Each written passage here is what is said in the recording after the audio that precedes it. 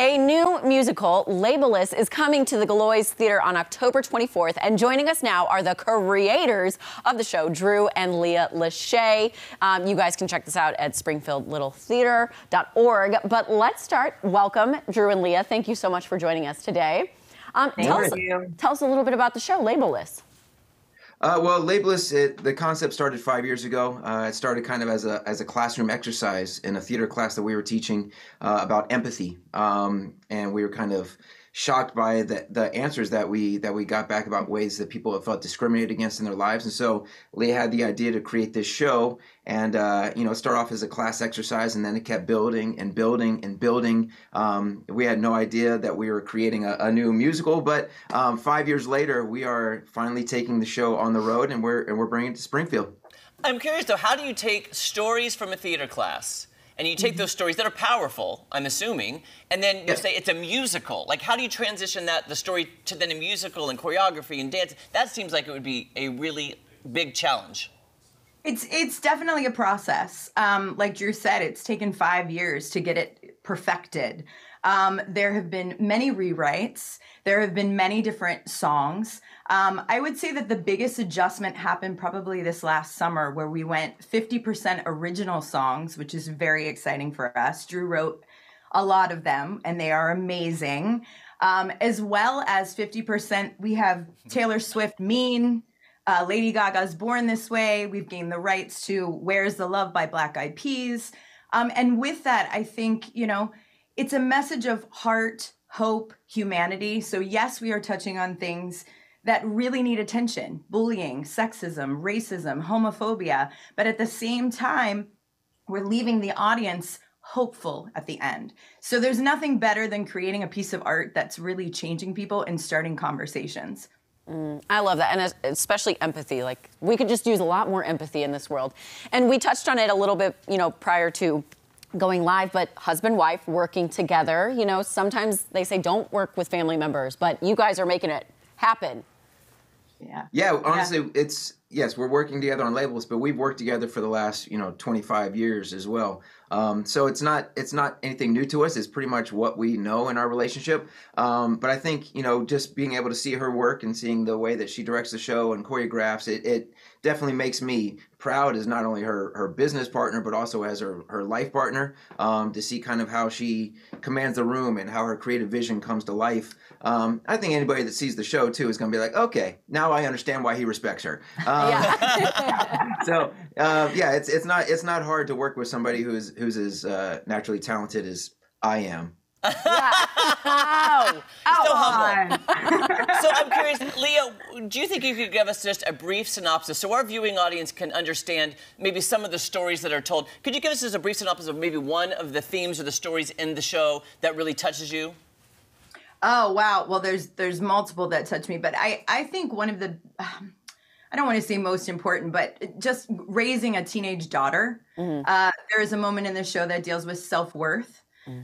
So there is an actor that comes forward and talks about all the insecurities that we feel and, the pressures that we put on ourselves when we look into the mirror, that we are supposed to look a certain way, that when we look, at social media, we're supposed to act a certain way. And a really beautiful thing that happened again this past summer is the original song that goes with the self-worth section was written by an 18-year-old girl. She's an amazing songwriter. So for me, I watch that and, I immediately cry. Because I feel like it's so important, and it's important to get that message out that it's okay to be yourself. That's what we want, right? We want to raise kids that are being themselves, and that are supportive of each other. I love that. Oh. I have a question for both the songwriting aspect and the choreography. When you start with a blank slate, I would look at it as so intimidating. Like, where do I even begin? So can you kind of take us through the songwriting and the choreography process for both of you? Yeah, so for songwriting, we, obviously the show was already constructed. This is the area that we want to write a song for. So the most recent song that we just wrote is a song that went into the sexism section, and it really just kind of, I had this concept of, your mama taught you better than that. You know better than that. And so from that, the idea just kind of went from there. And I got with my writing partner out in LA, and we just kind of came up with this idea of do better because your mama taught you better than that. And it just kind of really kind of takes on like this funk, you know, almost like old school Motown R&B vibe to it. And from there, I hand the song to Leah, and then she creates this amazing visual that goes along with it. But all the way throughout the whole process, we collaborate with each other. I'm like, all right, where do you feel about this vibe, this tempo? What are some accents that you want in here? So it really is kind of this back and forth conversation that always happens. But every song's different, honestly.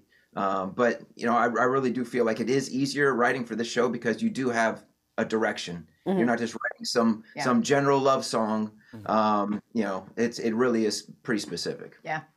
Okay, now I have to. I'd be remiss if I didn't bring up one, you know, elephant in the room, Drew, which is 98 degrees. You call me an elephant? Did you just call me an elephant? No, you're very fit, my friend. You're very fit. Easy, Jeremy. Very fit. You know, there seems to be kind of that little resurgence of nostalgia with certain boy bands of the 90s. Can you tease anything, any new music from 98 Degrees? Are you still talking to your brother? Are you friends?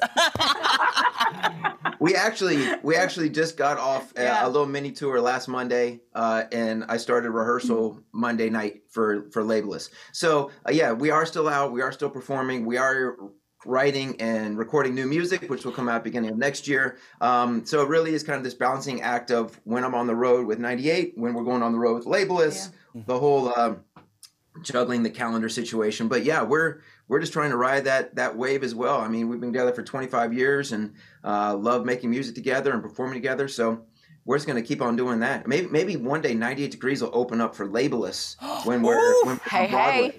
I love it. All right, one more time for all of our viewers watching. When can they come see Labeless at the Gillioz Theatre? Yeah, we're in Springfield on the 24th. 7:30 p.m. And any information, tickets, you can go to labellessmusical.com, or you can follow us on socials. It's all there, because that's what all the kids do. They go on Instagram. Yeah, they do. Drew and Leah, thank you so much for your time. We can't wait for you to get to Springfield. Appreciate it. Thank you so much. Have a great day. See All ya. right.